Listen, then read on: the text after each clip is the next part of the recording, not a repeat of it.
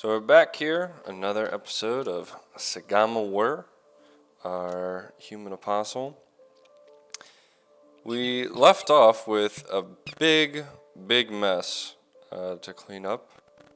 But it seems like I start off by exploring the stilt grounds a little bit.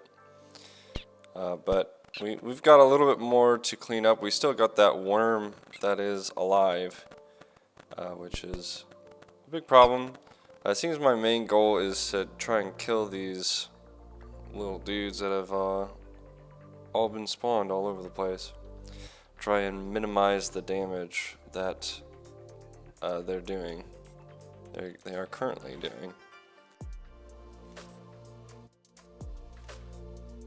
So I decided to leave the cleanup for a later time.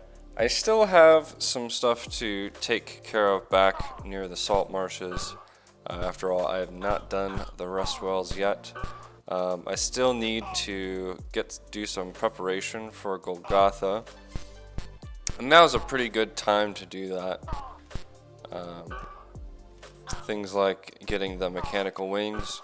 So if you didn't know, there are mechanical wings that always spawn on a center tile near some flattened remains in the salt marshes. Super handy for getting through Golgotha, and honestly pretty necessary for this run because we really never have the capacity to actually go through the conveyor belts of Golgotha. We'll just get absolutely trashed. So flying down is by far the safer option.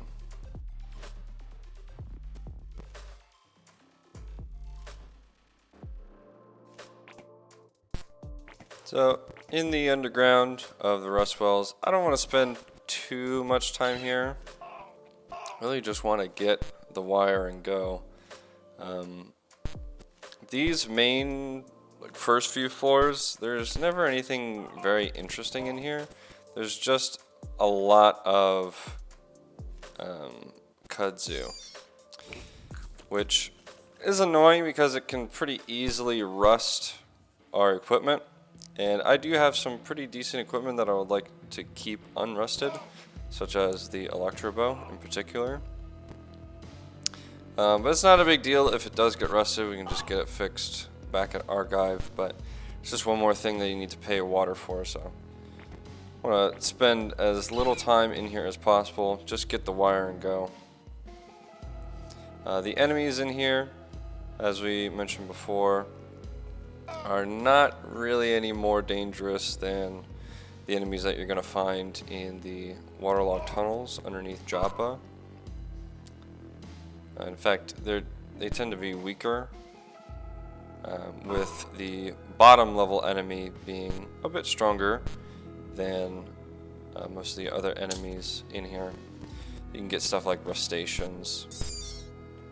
Those are kind of dangerous. So you can actually go over the ledge here. I do that to go down a level in this. I mean to just go back to the stairs down that I found, but since I was next to the ledge, it took me to the lower level.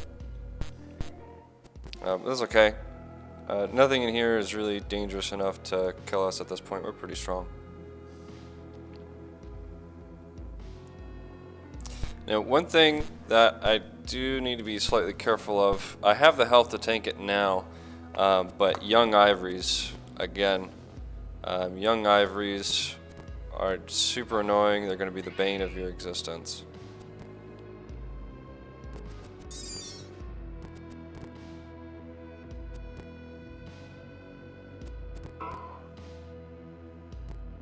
And here, one of the things that I didn't want to have happen is weapon rusted, and the maul is a really good weapon that I was able to get because the X-slugs killed everything. So I transfer it on over. I don't want it to get destroyed because if it gets rusted again, then it will get destroyed.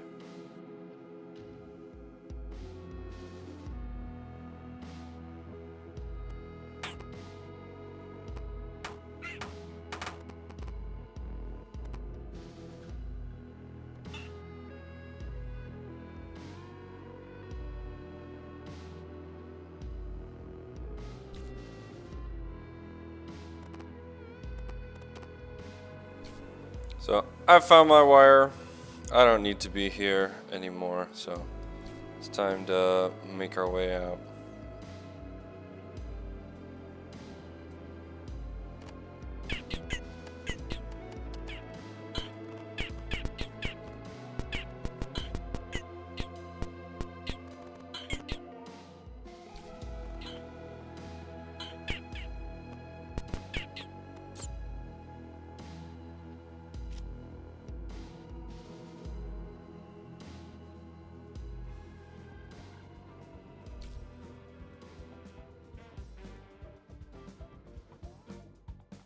So made it back to Joppa.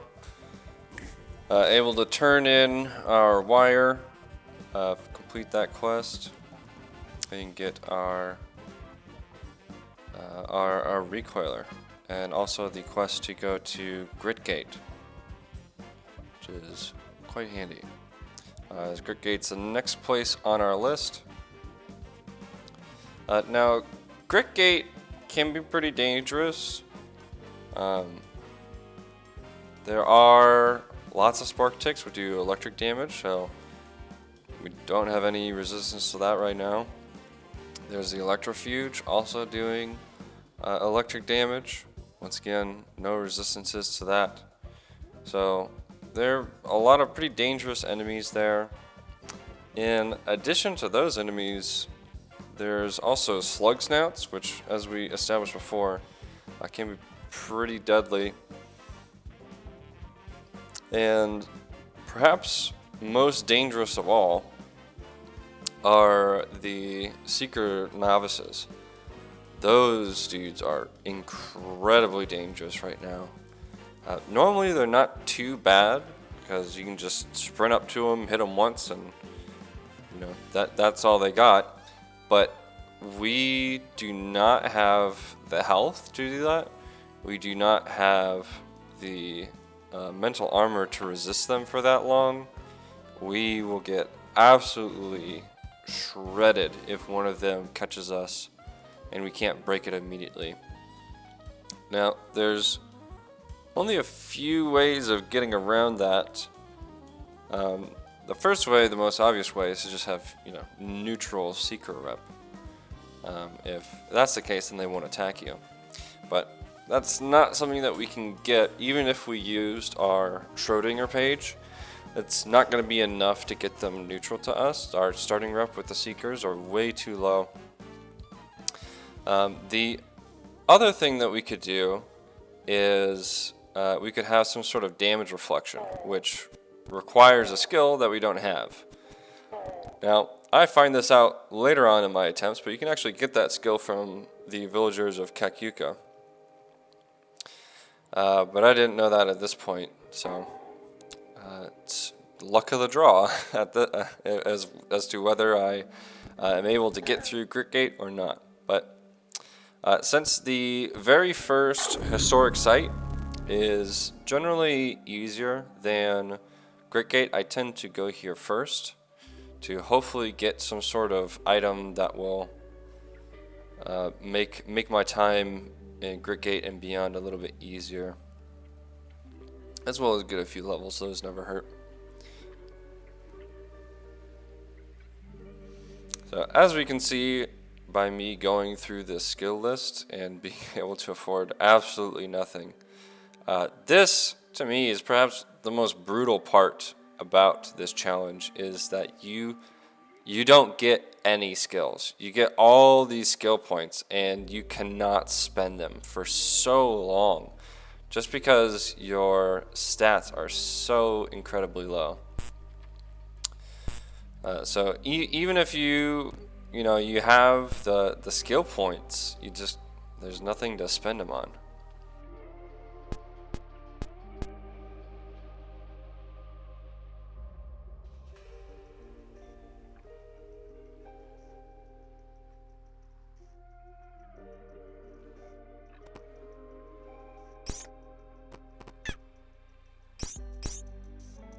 This Electrobow is really helping us out. If it weren't for this, we would not really be able to do anything at all in keeping up with our followers. She would have to do absolutely all of the work, as we just wouldn't have some sort of solution.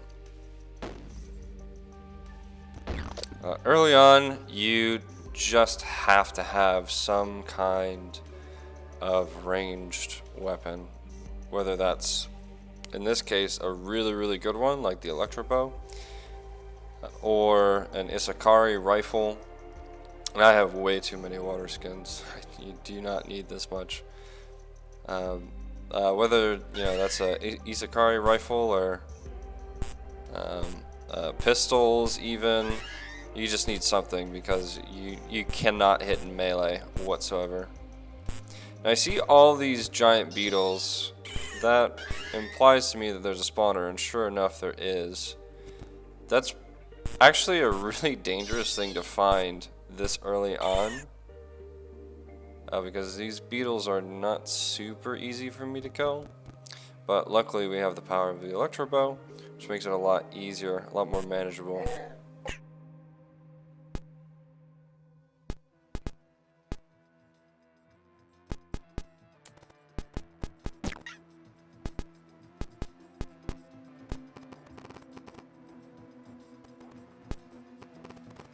Sometimes when they get stuck targeting a wall like that, they won't stop. You can get them to move and that'll break it, but it's sometimes the followers can be really annoying. I don't know why I water ritualed there. It's probably a misclick.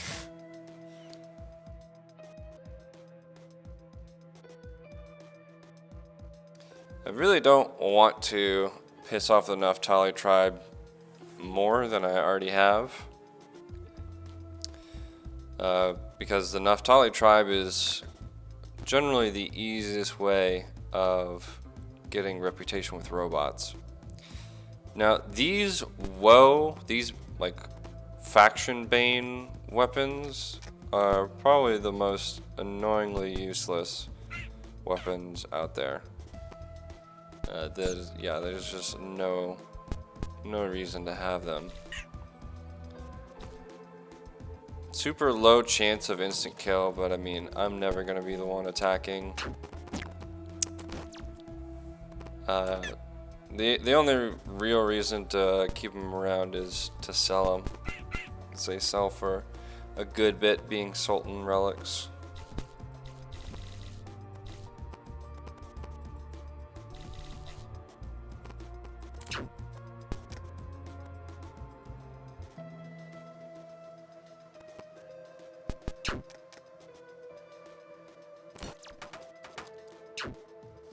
So seeing a livid creeper here is pretty unusual, being this being a tier 1 area. So I was definitely surprised to see that. Luckily, it wasn't. Luckily, the Sultan faction was vines, so it wasn't very dangerous, because it didn't. It can only attack in the walls. But yeah, it was pretty surprising to see that here. That's a really dangerous enemy, could really easily kill you.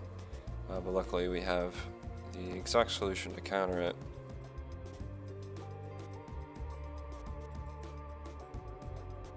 And vines make for a pretty easy final boss for this. Now, the ego is nice to have, but the weapons I find are usually not that great unless they have like a really good added additional benefit to them. So ego is pretty nice, but I tend to not like Sultan relic weapons. They generally just aren't what your build is for, or have some other problem associated with them. Of course, if you get a good enough Sultan relic, it's worth to change up your build, but they tend to not be that good and get phased out with the next tier of weapons.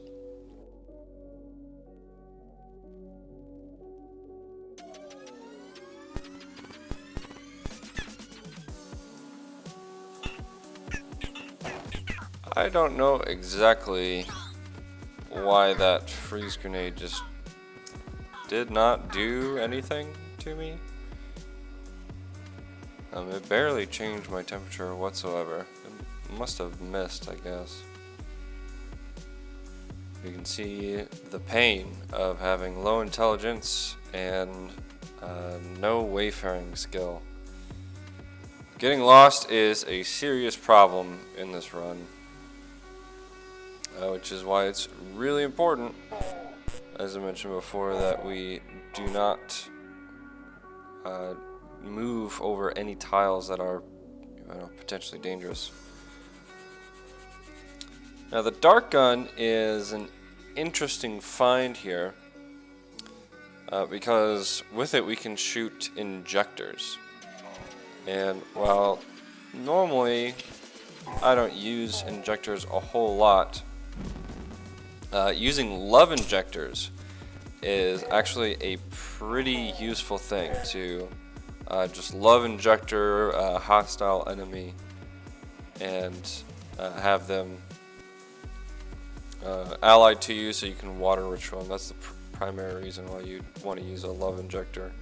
Unless you're just super outclassed for some reason, going into like a really high tier zone, or if there's something like way above your strength level in the zone that you're in, you could love injector. Now the main problem with that strategy for us is that you do have to hit with the love injector, and we do not have a very good chance to hit in melee.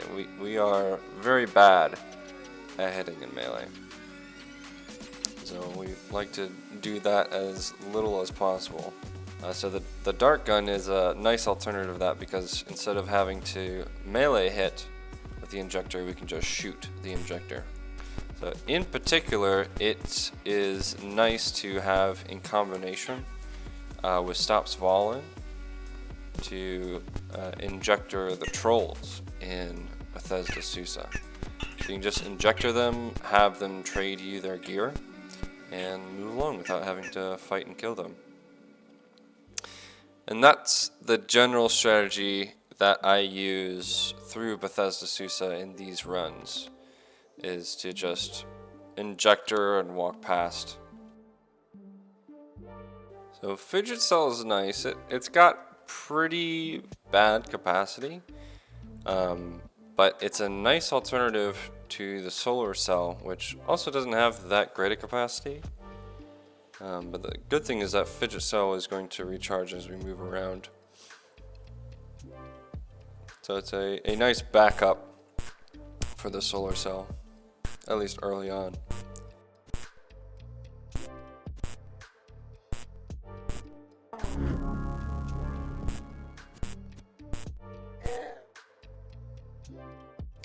I finally get our third mutation here. And we actually get 3 pretty good ones, so this is not an easy choice. Force Wall, super nice. You get the benefit of being able to put it anywhere, whereas Force Field, you can only wrap it around you. Sleep Gas is actually really nice, but it's super annoying to play with a follower. I mean, that's the main reason why I end up choosing Force Wall here. Just because Sleep Gas it's really good. It truly is really good. But using it with a follower, they just always run right into the gas and get put to sleep. And when you're relying on them to kill everything, that's a pretty big problem. So that's why I end up not going for it. So we found another village here. This is before I figured out about the backspace key, and that it will just take you to points of interest. I've never used that before these runs. So this was before I figured that out. So So unfortunately the robots need oil, which I don't have yet. I can get oil pretty reliably at Gritgate. So I can't water ritual this guy yet. But we can get some quest loot. So I decided to take the quest. But the main thing is that I'm trying to get back to the stilt at this point. So finding a village like that is just a reliable way of asking for a location and curing the lost status. But of course we get lost again, so.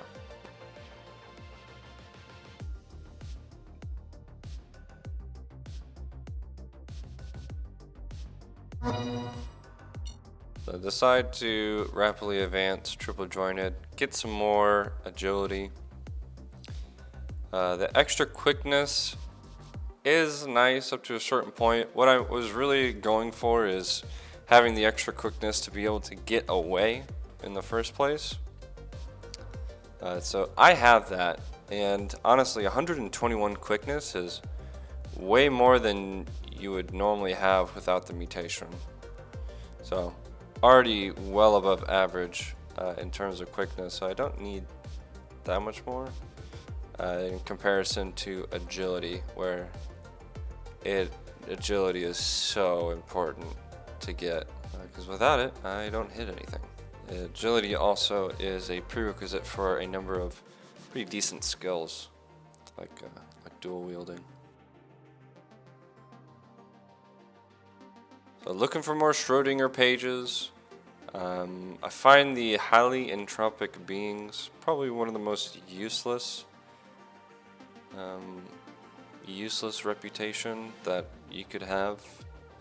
There's no reason to have good rating with highly entropic beings. It just never comes into play in normal play. I think there's one enemy in the game that's highly entropic or something like that, and you just never find them. They're basically an Easter egg character, so pass it up.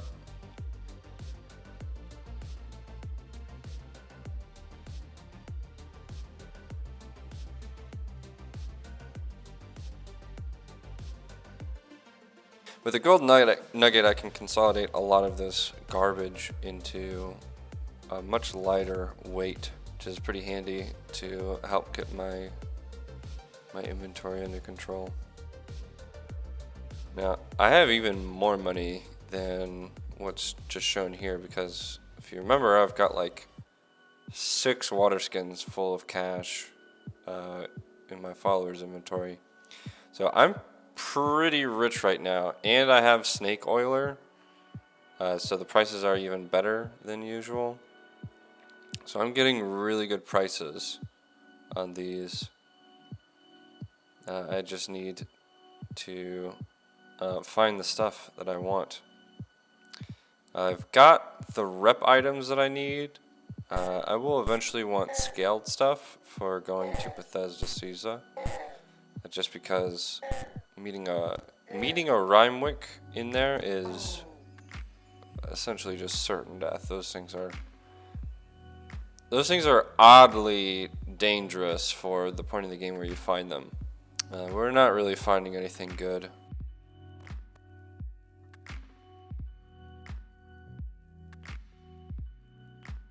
Once again, not looking at the neutron flux. Again, probably couldn't afford it, but it's just not worth a chance of instant death. Getting this far even in the runs is not as common an occurrence. Of course, the runs that don't make it this far end pretty quickly, so it's not a huge time sink, but man, getting even this far is not uncommon. Or it is not common. It is uncommon. It is not common. Yeah, definitely don't want to waste that on exploding yourself with neutron flux.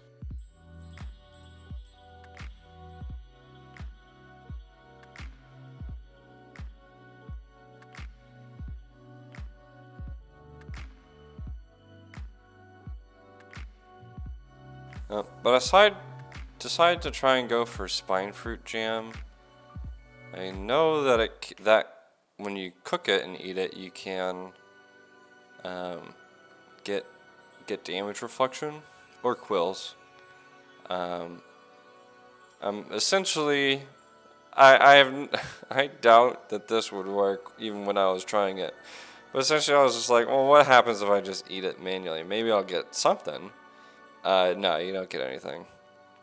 You can see here I'm looking at meal preparation and seeing that I don't have the intelligence. It requires 15 intelligence just for cooking and gathering. And even here at level 15, I only have 12 intelligence. And even if I had boosted my intelligence both times, I would still only have 14 intelligence. So it would require a character that started off with bonus intelligence to even have enough intelligence to get the skill naturally at this point. Of course, that's forsaking all of your other stuff. Luckily, since I have the triple jointed, I was able to get the acrobatic skills, and this is what really prompts me to start going more in that DV route. But yeah, just absolutely insane prerequisites on the skills. Really handicaps what you're able to do. And like I said, I know now that you can just buy the skill from the villagers at Kakyuka, but I didn't know that at this point, so here we are.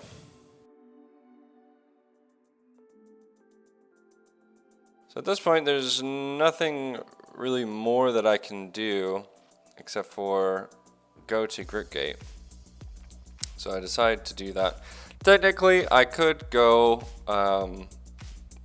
look for legendary snapdraw layers or layers of other creatures.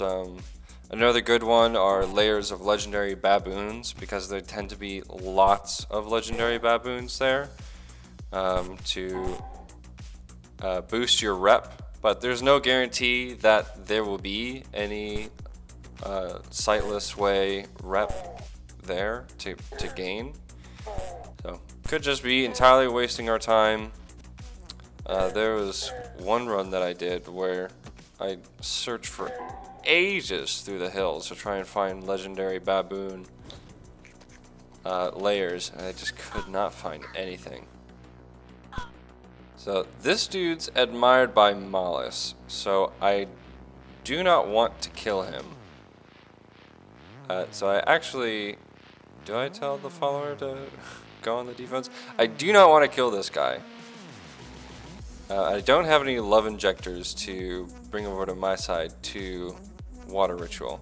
Yeah, so I direct him to engage defensively, but he is already aggroed, it seems.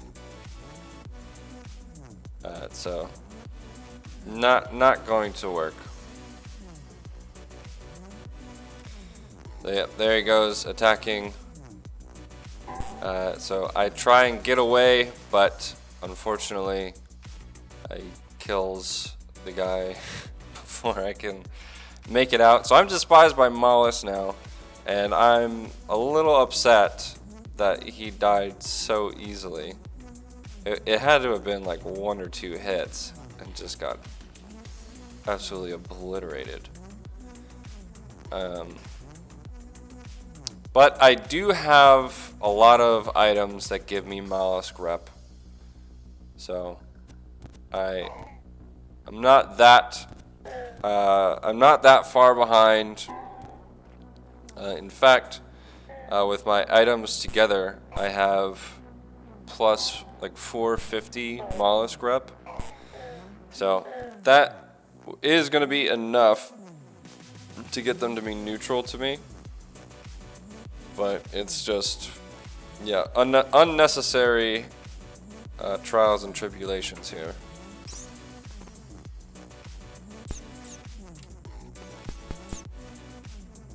So here we are at Great Gate. This is going to be slow goings once again, just because I don't have that seeker rep.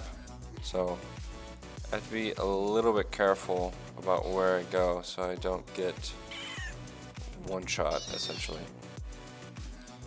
But there's nothing I can do from getting one shot. I have enough HP where I won't get one shot, but I have to stop. I have to stop it essentially immediately.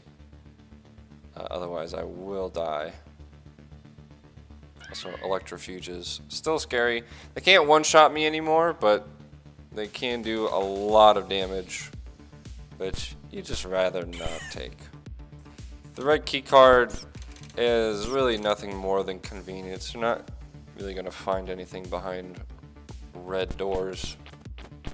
So since Grit Gate is a one-zone dungeon, where it only subsists in that one zone, you can just go down the stairs, up and down the stairs, and playing around the stairs is way safer than, you know, just being in the open tunnel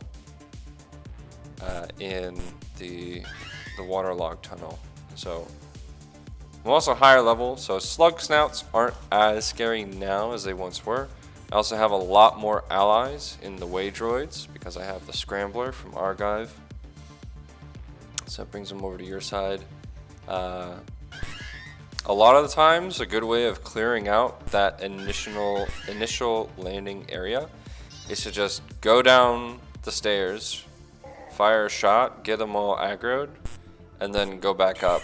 And one or two will follow you up, and then the rest will just kill each other. And so right here, I'm really playing it safe, trying not to get too far away from the stairs.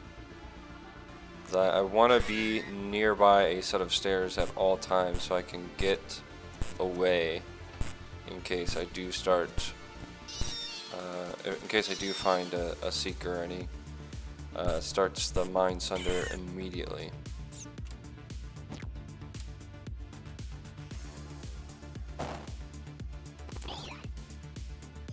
So, an example of what I was just talking about, you can find that here. Slug Snout just pegged me from off screen. Always fun. Now, it did get right up to me, which is sketchy. But luckily, between my follower and the Electro Bow, we're able to take care of it. Now, Ape Fur Cloak, really nice to see, because it does have that 10 cold resist, as you saw on that screen, which is really important for Bethesda Susa. In the lower levels, it gets really cold, so you want to make sure you have some resistance. So those combined with the thermal cask means that my cold resistance will be pretty good. The only downside is that it gives you negative ape reputation. So because of that, can be pretty sketchy if you find some apes.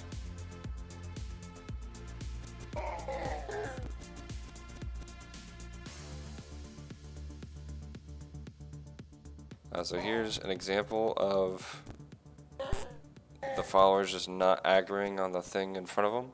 If you change their attack style to engage defensively, then they will fight back. But I didn't do that here. I just had them attack. Now, the segmented mirthworms are weak enough that even I can just kill them. They're super weak, especially with the Electro Bow. Speaking of the Electro Bow, I have been relying on it quite a bit here. So it's time for a recharge. So that's what I do here. Just to recharge the solar cell, just walk around outside.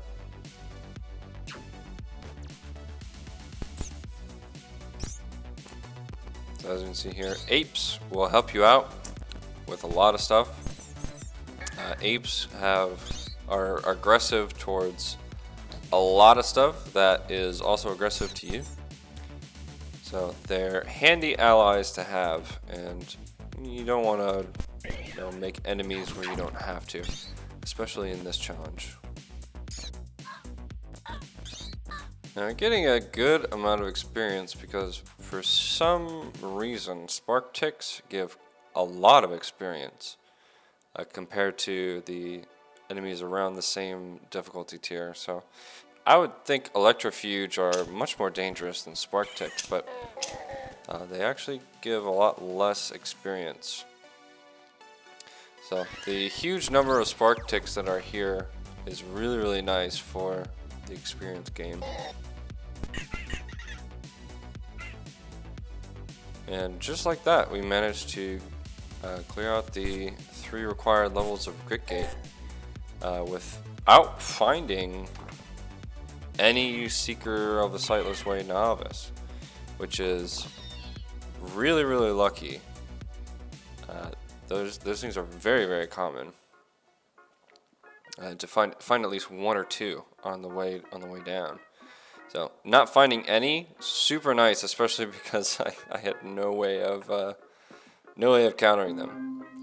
So if you didn't know, you can just talk to Otho again at the speaker there, and he'll open up the doors for you to at least buy from Mafio, which is nice because you can buy the Grit Gate recoiler from him.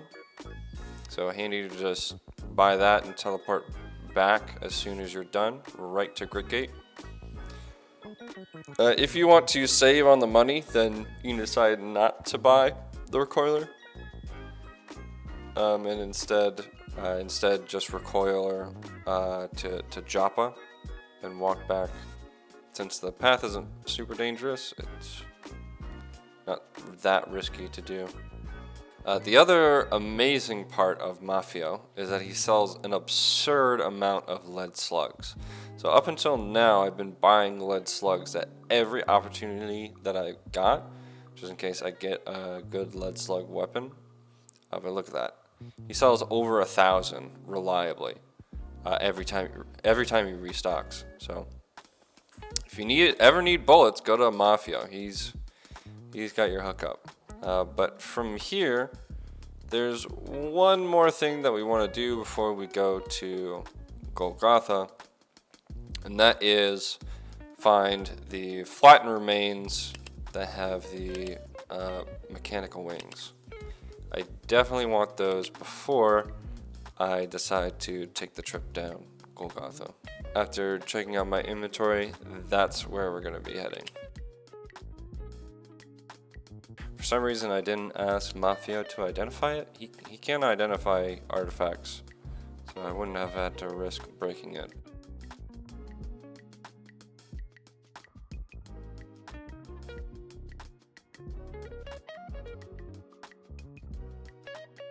If you notice there, I deliberately avoided the mountains. That is because the mountains will spawn Seekers of the Sightless Way. So if I get lost in the mountains, that's just really bad. Super easy to die like that, where you just get your head popped off.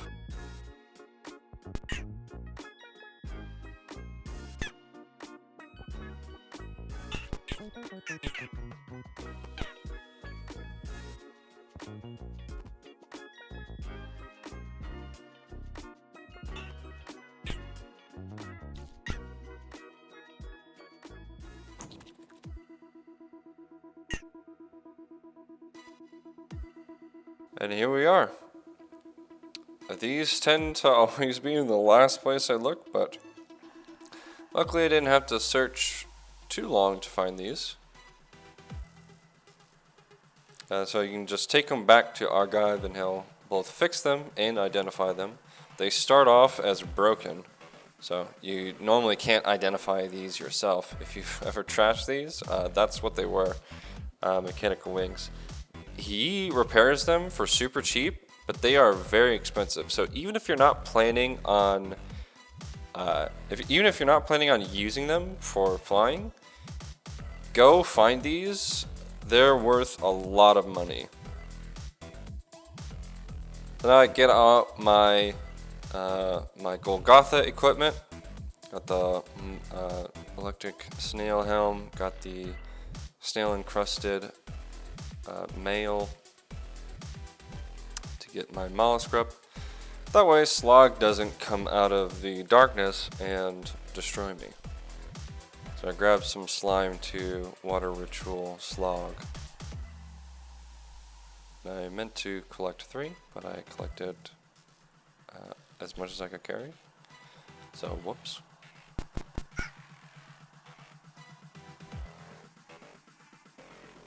Made it to Golgotha without incident.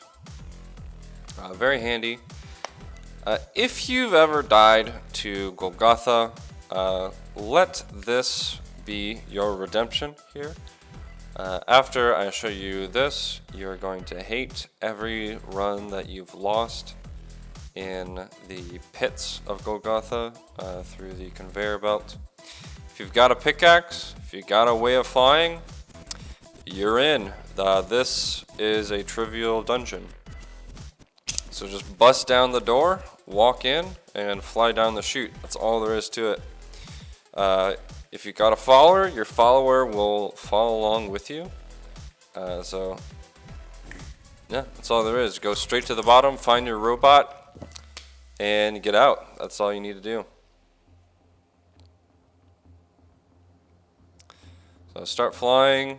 You can press the plus to go down a floor, and you just do that until you go straight to the bottom. Here we are at the bottom.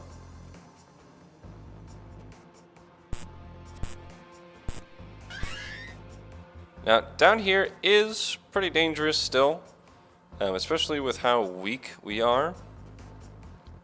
So, still need to be a bit careful. But luckily, our follower friend is strong, and we have the force wall, so I can just snipe them from back here.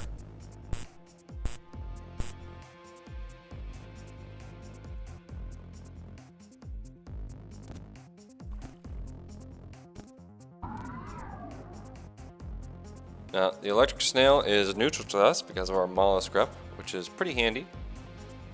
That's a good sign that Slog is not going to murk us as soon as we walk out. Now, I do not want to walk through the black ooze because there can be the sewage eels that just appear and knock you prone. Since my stats are so low, I will absolutely fall prone and get sore throat.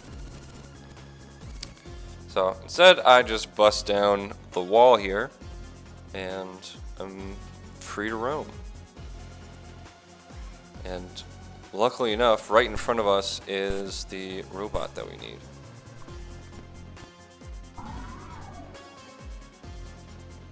But of course, I can't resist the greed. Now, the algal flyer, whatever the hell this thing is, these guys are really dangerous. They are super dangerous. They're super accurate and do a ton of damage. But luckily, I can put up a force wall and just wait it out.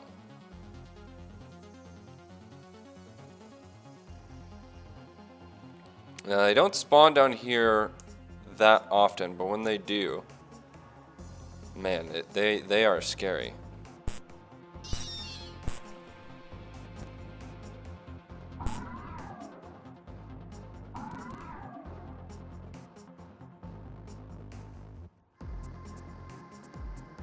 So, I'm kind of looking around for Slog because I want to water ritual him. Since I would like the Cloak of Surprise, but I decided it's not worth it. He's not around. Just take my way droid and get out.